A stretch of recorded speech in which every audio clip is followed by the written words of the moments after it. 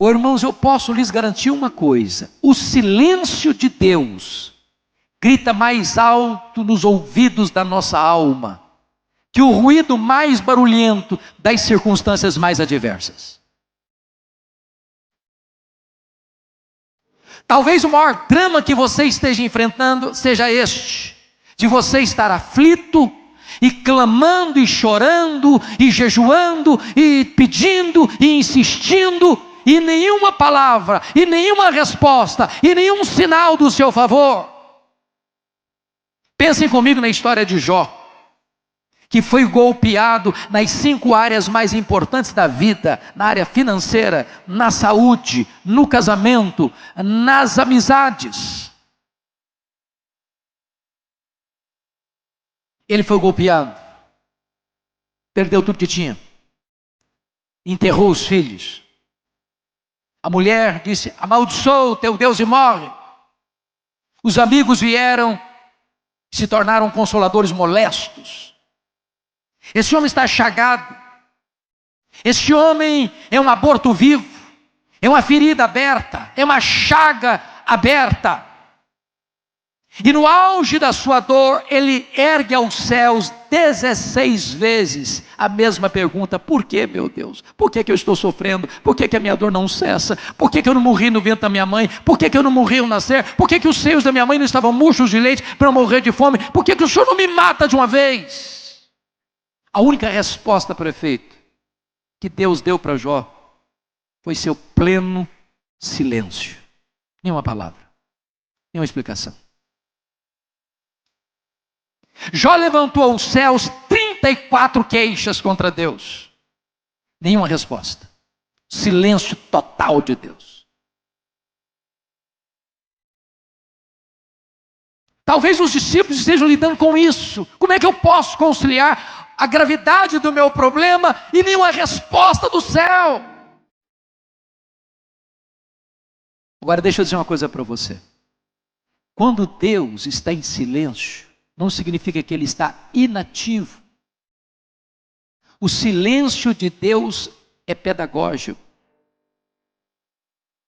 O silêncio de Deus significa levar você a uma situação onde você tem plena consciência que os seus recursos são nulos. E quando você chega à plena consciência de que você não tem como resolver, você não tem recursos na mão para resolver, então Deus age soberanamente, Deus age sobrenaturalmente para que toda a glória seja dele. Foi no auge da sua dor que Jó fez uma declaração maravilhosa. Ele diz o seguinte: uma coisa eu sei, é que o meu Redentor vive, e eu verei o meu Redentor.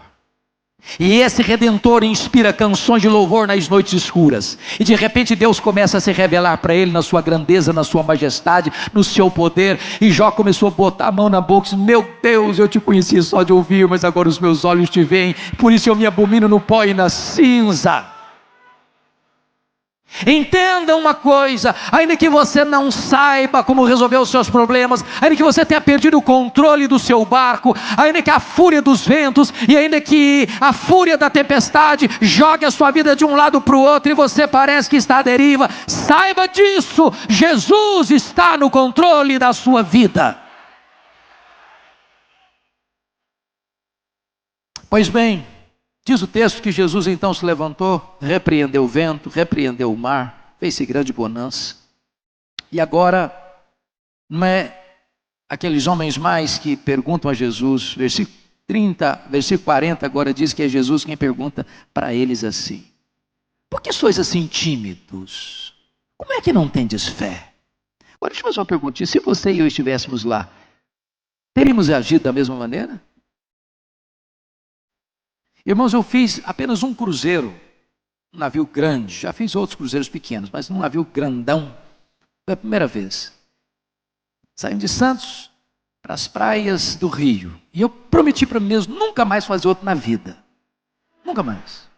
Ondas de 5 metros. Todo mundo nauseado. Você fazia a seguinte oração: ou eu durmo ou eu morro.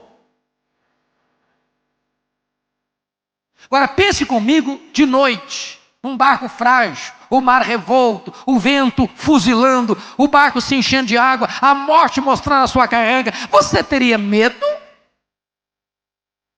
Aí Jesus chega para os homens e faz uma pergunta, mas muito complicada para responder. Por que vocês estão com medo? Por que vocês não têm fé? A grande pergunta é por que aqueles discípulos deviam ter fé e não medo. Para lhes ajudar com recursos mnemônicos, dar-vos-ei 4 motivos pelos quais eles deveriam ter fé e não medo. Primeiro, eles deviam ter fé e não medo por causa da promessa de Jesus. Olha o versículo 35. Passemos para outra margem. Se Jesus disse, passemos para outra margem, qual era o destino deles? A outra margem. Sabe por que você e eu ficamos com medo? É porque nós duvidamos que aquele que fez a promessa é fiel para cumpri-la. Promessa de Jesus e realidade são a mesma coisa. Ele vela pela sua palavra em a cumprir, e nenhuma das suas promessas cai por terra. Ele prometeu e ele é fiel para cumprir. Você não precisa estar com medo, você precisa ter fé. Segundo motivo, por que eles não ter fé e não medo? Primeiro, por causa da promessa. Segundo, por causa da presença. Jesus está dentro desse barco. Mas quem é Jesus? É o Criador do vento, é o Criador do mar, é o Criador do céu, é o Criador da terra, é o Criador do universo, é aquele que sustenta todas as coisas pela palavra do seu poder, é aquele que está no trono, é aquele que tem as rédeas da história em suas mãos, é aquele que tem controle e domínio sobre a natureza. Se Jesus está naquele barco, aquele barco não podia afundar com o Criador, porque a criatura não pode ser maior do que o Criador. Sabe por que você e eu ficamos com medo?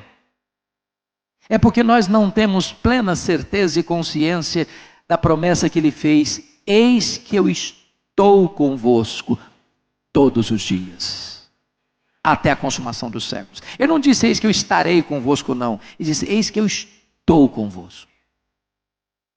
É a presença de Jesus, irmãos. Não é porque somos fortes.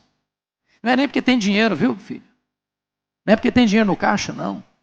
Esse negócio aqui vai para frente é porque Jesus está nesse negócio. Esse negócio vai para frente porque Ele é o comandante. E de repente, eu não estou desestimulando dar o dinheiro, não. Estou querendo é que sobre o dinheiro mesmo. Mas a obra de Deus sempre caminhou nessa dependência. Porque no dia que eu tiver muito recurso, sabe o que vai acontecer? Eu corro um grande risco de confiar no meu recurso. As instituições religiosas mais ricas do mundo estão morrendo. Tem muito dinheiro, tem muitas propriedades, tem tesouros 1000. Só que o dinheiro não leva a obra de Deus avante. O que leva a obra de Deus avante é a consciência de que Jesus está presente. Ele está presente. Vinac vai avançar. Vinac vai continuar influenciando o Brasil e o mundo.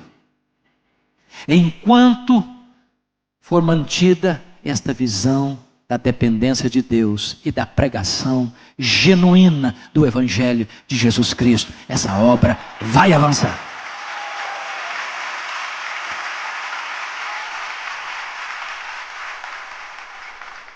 Eu acho curioso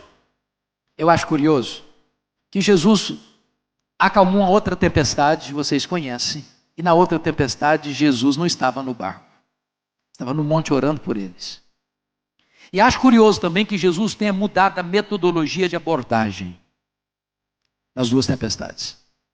Nessa tempestade que estamos examinando, Jesus primeiro acalma a tempestade para depois acalmar os discípulos. Naquela segunda tempestade, primeiro Jesus acalma os discípulos, dizendo, tenham bom ânimo, sou eu, não tenham medo. Só então acalma a tempestade. A pergunta é, por que ele mudou de metodologia? Para nos ensinar uma lição. Tem hora, senadora, que a tempestade está dentro de nós. Tem hora que a tempestade está fora de nós. Tem hora que a tempestade é a circunstância. Tem hora que a tempestade é o sentimento. Jesus sabe diagnosticar qual é a sua tempestade de hoje. Se ela está do lado de fora ou se ela está do lado de dentro. E Ele é poderoso para acalmar a que está dentro de você e a que está fora de você.